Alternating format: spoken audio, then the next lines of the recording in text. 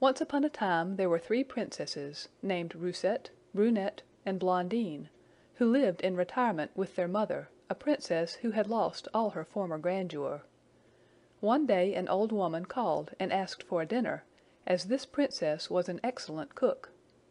After the meal was over, the old woman, who was a fairy, promised that their kindness should be rewarded, and immediately disappeared. Shortly after, the king came that way with his brother and the Lord Admiral. They were all so struck with the beauty of the three princesses that the king married the youngest, Blondine, his brother married Brunette, and the Lord Admiral married Roussette. The good fairy who had brought all this about also caused the young Queen Blondine to have three lovely children, two boys and a girl, out of whose hair fell fine jewels. Each had a brilliant star on the forehead, and a rich chain of gold around the neck. At the same time Brunette, her sister, gave birth to a handsome boy. Now the young Queen and Brunette were much attached to each other, but Roussette was jealous of both, and the old Queen, the king's mother, hated them. Brunette died soon after the birth of her son, and the king was absent on a warlike expedition, so Roussette joined the wicked old Queen in forming plans to injure Blondine. They ordered Feintise, the old Queen's waiting woman, to strangle the Queen's three children and the son of Princess Brunette, and bury them secretly. But as she was about to execute this wicked order, she was so struck by their beauty, and the appearance of the sparkling stars on their foreheads, that she shrank from the deed. So she had a boat brought round to the beach, and put the four babes, with some strings of jewels, into a cradle, which she placed in the boat, and then set it adrift. The boat was soon far out at sea. The waves rose, the rain poured in torrents, and the thunder roared. Feintise could not doubt that the boat would be swamped, and felt relieved by the thought that the poor little innocents would perish, for she would otherwise always be haunted by the fear that something would occur to betray the share she had had in their preservation. But the good fairy protected them, and after floating at sea for 7 days they were picked up by a corsair. He was so struck by their beauty that he altered his course, and took them home to his wife, who had no children. She was transported with joy when he placed them in her hands. They admired together the wonderful stars, the chains of gold that could not be taken off their necks, and their long ringlets. Much greater was the woman's astonishment when she combed them, for at every instant there rolled out of their hair pearls, rubies, diamonds, and emeralds. She told her husband of it, who was not less surprised than herself. "I am very tired," said he, "of a corsair's life, and if the locks of those little children continue to supply us with such treasures, I will give up roaming the seas." The corsair's wife, whose name was Corsine, was enchanted at this, and loved the 4 infants so much the more for it. She named the princess Belle Etoile, her eldest brother Petit Soleil, the second Heureux, and the son of Brunette, Chéri. As they grew older, the corsair applied himself seriously to their education, as he felt convinced there was some great mystery attached to their birth. The corsair and his wife had never told the story of the 4 children, who passed for their own.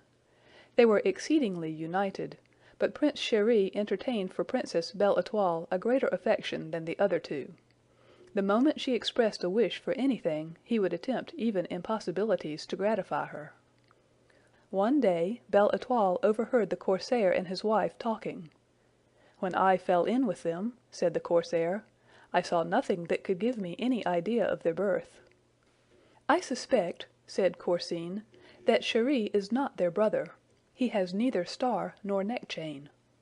Belle Etoile immediately ran and told this to the 3 princes, who resolved to speak to the corsair and his wife, and ask them to let them set out to discover the secret of their birth.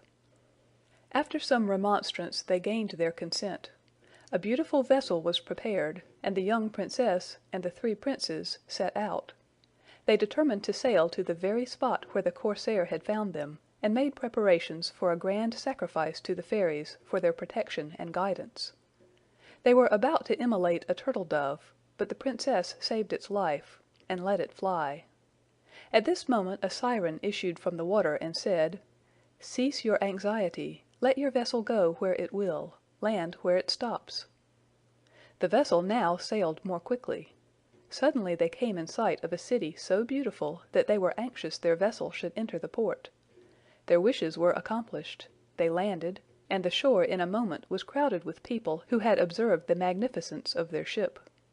They ran and told the king the news, and as the grand terrace of the palace looked out upon the seashore, he speedily repaired thither. The princes, hearing the people say, "There is the king," looked up, and made a profound obeisance. He looked earnestly at them, and was as much charmed by the princess's beauty as by the handsome mien of the young princes.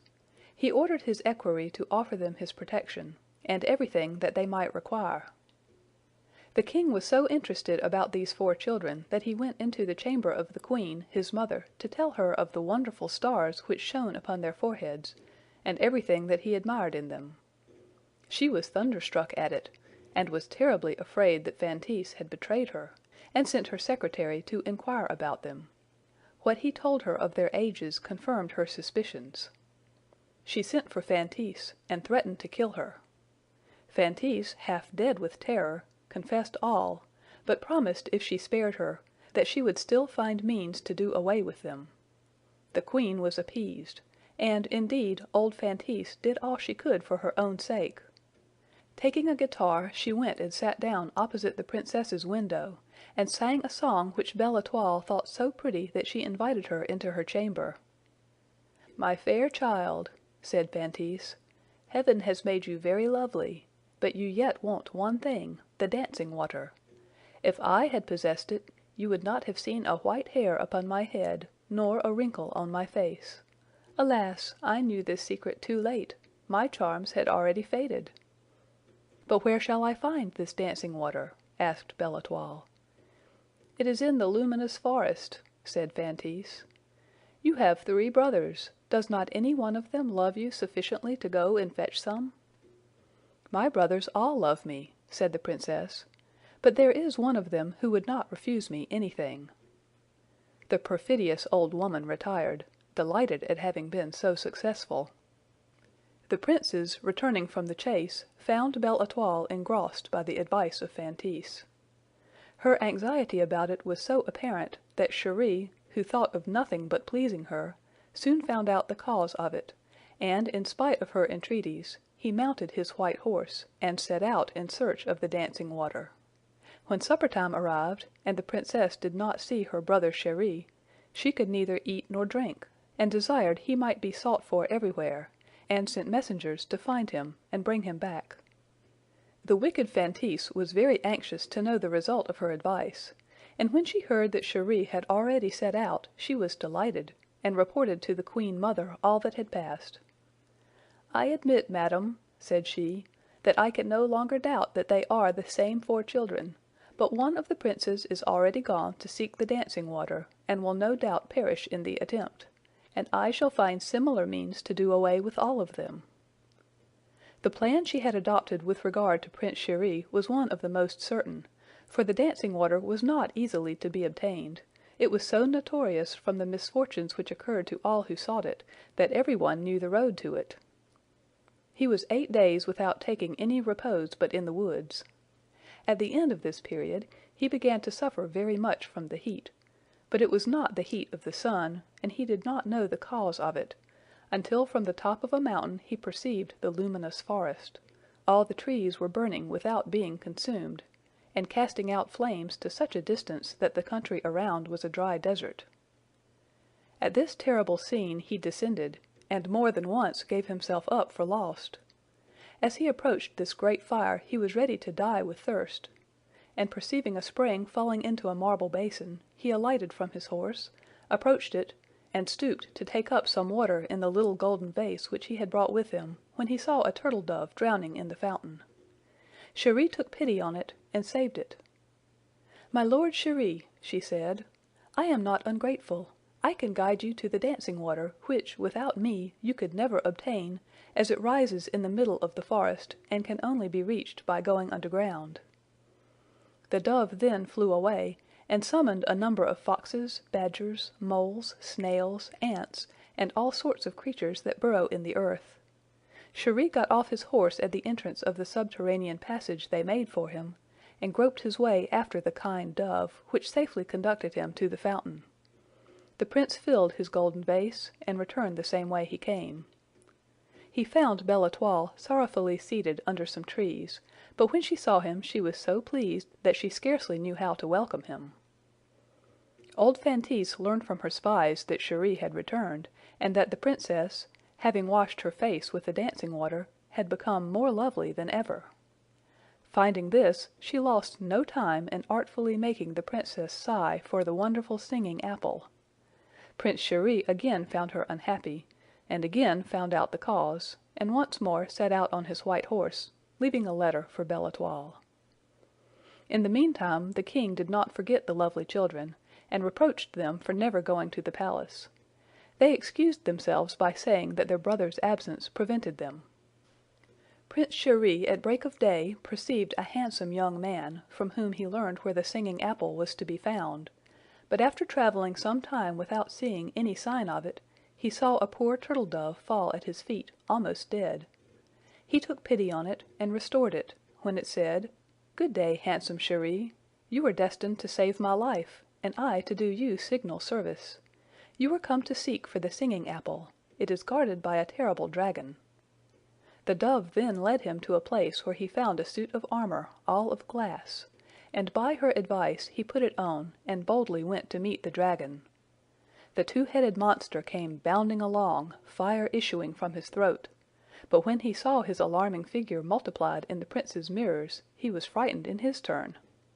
He stopped, and looking fiercely at the Prince, apparently laden with dragons, he took flight and threw himself into a deep chasm. The Prince then found the tree, which was surrounded with human bones, and breaking off an apple prepared to return to the Princess. She had never slept during his absence, and ran to meet him eagerly. When the wicked Feintise heard the sweet singing of the apple, her grief was excessive, for instead of doing harm to these lovely children, she only did them good by her perfidious counsels. She allowed some days to pass without showing herself, and then once more made the Princess unhappy by saying that the dancing water and the singing apple were useless without the little green bird that tells everything. Chéri again set out, and after some trouble learnt that this bird was to be found on the top of a frightful rock in a frozen climate. At length, at dawn of day, he perceived the rock, which was very high and very steep, and upon the summit of it was the bird, speaking like an oracle, telling wonderful things. He thought that with a little dexterity it would be easy to catch it, for it seemed very tame. He got off his horse and climbed up very quietly. He was so close to the green bird that he thought he could lay hands on it, when suddenly the rock opened and he fell into a spacious hall and became as motionless as a statue. He could neither stir nor utter a complaint at his deplorable situation. 300 knights who had made the same attempt were in the same state. To look at each other was the only thing permitted them. The time seemed so long to Belle-Étoile, and still no signs of her beloved Chéri, that she fell dangerously ill, and in the hopes of curing her, Petit Soleil resolved to seek him. But he too was swallowed up by the rock and fell into the great hall. The first person he saw was Chéri, but he could not speak to him, and Prince Hureau, following soon after, met with the same fate as the other two. When Feintise was aware that the third prince was gone, she was exceedingly delighted at the success of her plan, and when Belle-Étoile, inconsolable at finding not one of her brothers return, reproached herself for their loss, and resolved to follow them, she was quite overjoyed. The Princess was disguised as a cavalier, but had no other armor than her helmet. She was dreadfully cold as she drew near the rock, but seeing a turtle-dove lying on the snow, she took it up, warmed it, and restored it to life. And the dove reviving, gaily said, "I know you, in spite of your disguise. Follow my advice. When you arrive at the rock, remain at the bottom and begin to sing the sweetest song you know. The green bird will listen to you. You must then pretend to go to sleep. When it sees me, it will come down to peck me, and at that moment you will be able to seize it." All this fell out as the dove foretold. The green bird begged for liberty. "First," said Belle-Étoile, I wish that thou wouldst restore my 3 brothers to me." "Under my left wing there is a red feather," said the bird. "Pull it out and touch the rock with it." The Princess hastened to do as she was instructed. The rock split from the top to the bottom! She entered with a victorious air the hall in which stood the 3 Princes with many others. She ran towards Cheri, who did not know her in her helmet and male attire, and could neither speak nor move. The green bird then told the Princess she must rub the eyes and mouth of all those she wished to disenchant with the red feather, which good office she did to all.